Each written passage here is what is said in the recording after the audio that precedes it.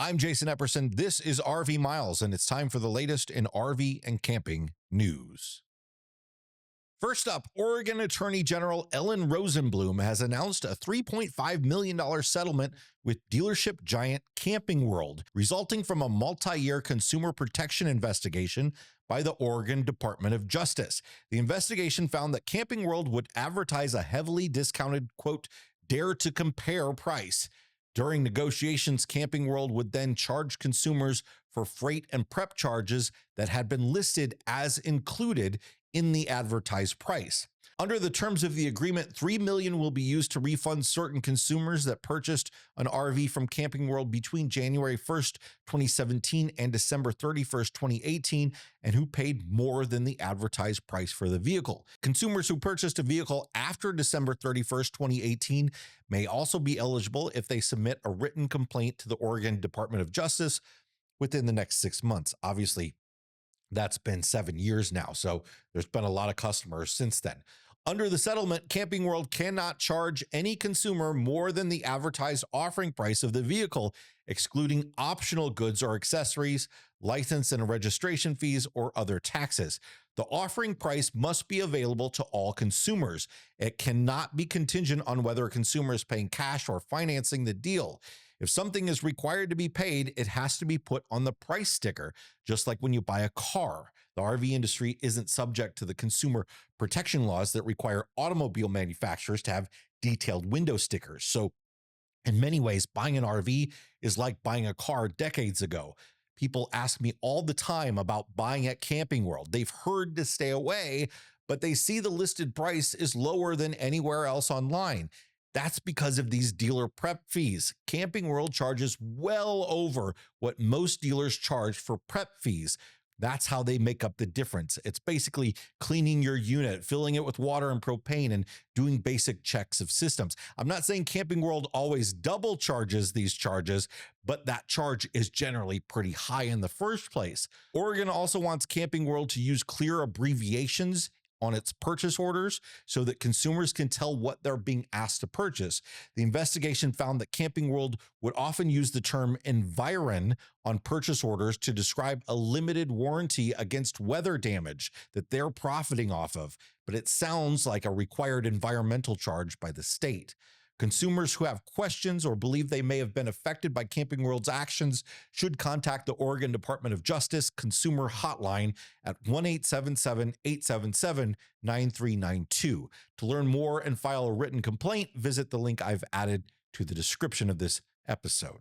More in a moment, but first, this episode is sponsored by our friends at RV Life Pro. The RV lifestyle is about community, and the RV community is at the heart of RV Life. RV Life recently celebrated the 1 millionth trip planned with RV Life Trip Wizard, their excellent trip planning tool for RVers, featuring all the trusted reviews, pictures, and tips from their RV Life campground site. RV Life also features several blog sites and over 20 additional RVing forums to serve the RV community. All this experience and community feedback come together to help create a fantastic RV trip planner and mobile navigation tool collectively called RV Life Pro. RV Life has marked a milestone of over 3 billion miles traveled using RV Life Pro, counting both the planned RV trips and ad hoc navigation taken with the included RV Safe mobile app. Get 25% off RV Life Pro at the link in the description for this episode. New Mexico will, after all, increase the price of their annual camping pass from $225 up to $600 for non-residents beginning January 1st. We covered this story earlier this year, but the plan had never been finalized after a big outpouring of public comment. The New Mexico Camping Pass was long one of the best deals in camping for people who spend a lot of time in the state. It's now not quite as economically beneficial. The pass provides for free camping at developed sites, but then you pay on top of that for hookups and a reservation fee. The state resident pass is also increasing from $180 to $200. This isn't a required pass. You can still book the nightly rate. This is something very few states have that mostly pays for your camping nights throughout the year. In the past, you'd pay your $225 and then you could book a no hookup camping site for a $4 reservation fee per night. An electric site would cost you an additional $4 a night. The few sewer-equipped sites in the state would be another $4. Those nightly fees for services have also increased. Electric hookups will now be $10, sewer hookups will be $5, and they've added a line item for water hookups, an additional $5 you didn't pay for water at all before. So now, after paying your $300 or your $600, depending on if you're a resident of the state, you'll pay another $19 a night for a typical water electric site, including the $4 a night reservation fee. Again, this isn't like other states. It's not a park entrance pass, so it's not required. You can still pay the nightly rate to camp. You'll now pay about $34 a night all in for a water electric site in New Mexico, or $29 if you're a resident. Still not a terrible price, well below a lot of states now. It just makes the math of the annual pass not make as much sense anymore. You pay $600 to save $15 a night, essentially. So you'd have to camp for 40 nights to break even. And then after that, you're still just saving $15 a night. The state also has senior, disabled, veteran, and military camping passes for $150 a year, but they're only for state residents. I do want to say here, though, the overall rise in the cost of camping is really unfortunate, but I don't blame New Mexico at all. Their camping is still in line with or even more affordable than other state parks in the Southwest, and it's a fantastic state to camp in. When we covered this earlier this year, some people commented, "That's it, New Mexico is off my list." I think that's a bit silly. And hey, the camping pass still makes sense if you plan to spend a couple months touring the state. Also, it's good for 12 months following the month you purchase it in. So you can grab one at the old rate now before the year ends if you plan on visiting New Mexico next year. New York Governor Kathy Hochul vetoed a bill on Friday that would have required all 180 state parks to allow leashed dogs. The bill was the result of a big push from Long Island dog-owning residents who are angry they don't have access to Long Island beaches with their dogs, even the non-swimming ones. Hochul says her veto was to keep state park managers from being boxed in. Currently, dog access to state parks is determined by management based on the environment and other concerns. Some allow leashed dogs in certain areas, others ban them entirely. Had the governor signed it, the bill would have allowed fully vaccinated dogs in all New York state parks during operating hours, provided that they're leashed and under direct supervision of their owners. The state would have been required to maintain dog waste stations with biodegradable bags at each park, and the state park commissioner would still have had the power to prohibit dogs from certain areas of a park to protect wildlife or the environment, as well as buildings, swimming and sunbathing areas on playgrounds and golf courses, places where it would normally not be allowed. The U.S. Supreme Court declined on Monday to take up an appeal from several states challenging California's ability to establish its own vehicle emissions rules that can have the effect of setting the standard for the rest of the country. This comes in the wake of the stricter medium and heavy-duty truck standards that have been in the works since 2020 in California and in the handful of other states that adopt California Air Resources Board rules, but are going into extensive effect this coming year. The advanced clean truck rules are putting a wrench in motorhome manufacturing, as we've discussed at length, but are primarily aimed at heavy hauling trucks. The Supreme Court's decision to decline the case leaves in place a lower court ruling that upheld the regulations. RV sales did something they haven't done in over a year this past October. They increased.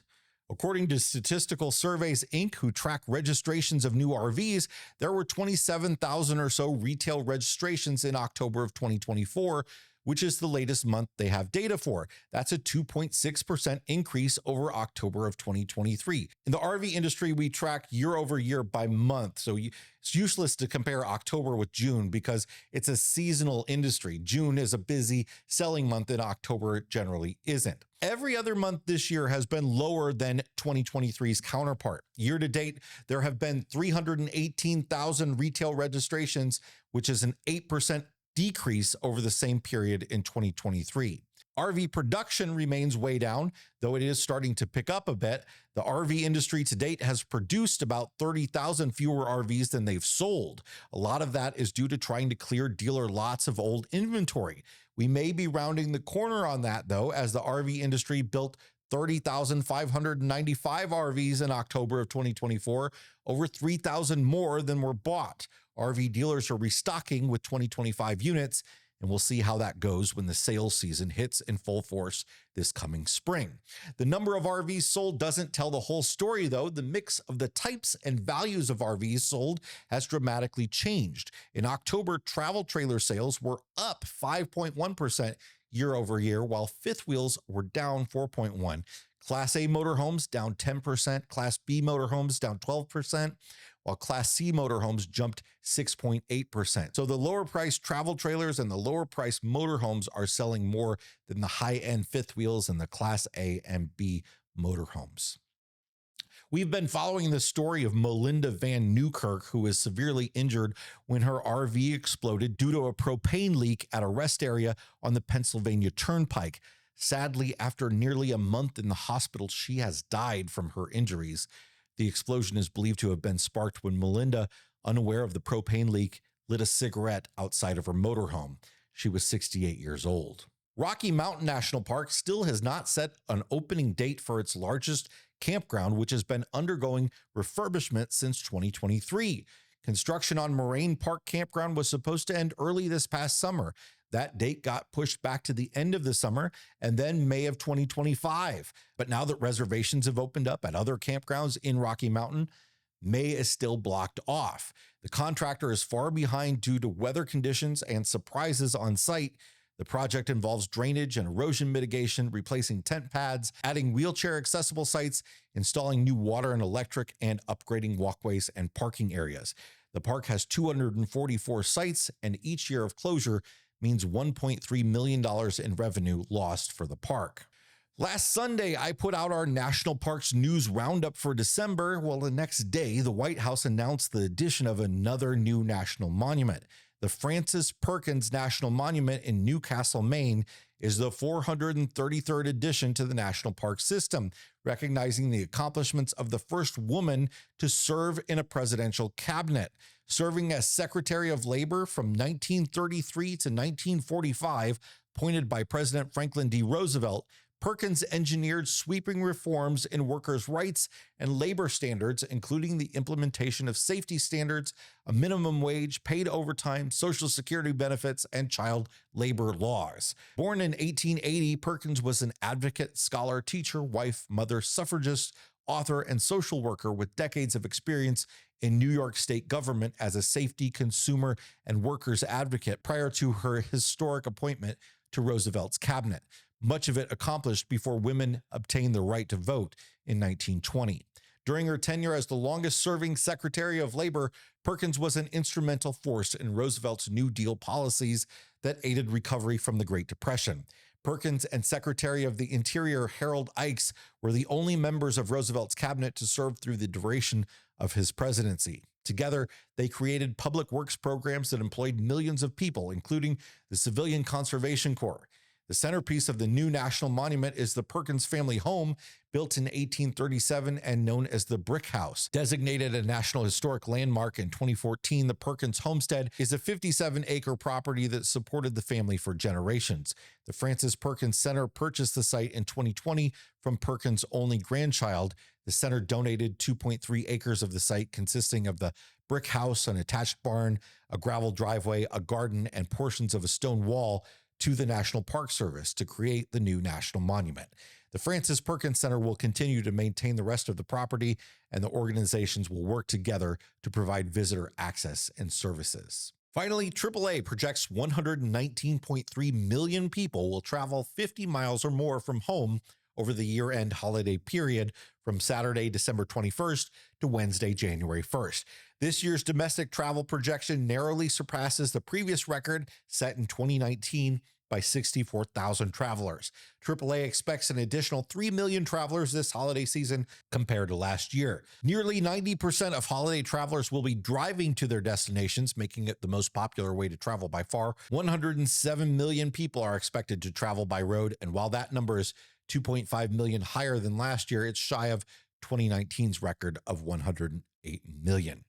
That's it for this week's RV and camping news roundup. This is the last one we're putting out this year. It was a big one. We had a lot of stories this week. We don't have any more until early next year. We will be heading to the Florida RV Super Show in January, where there'll be lots of new RV announcements, including a brand new RV designed by us.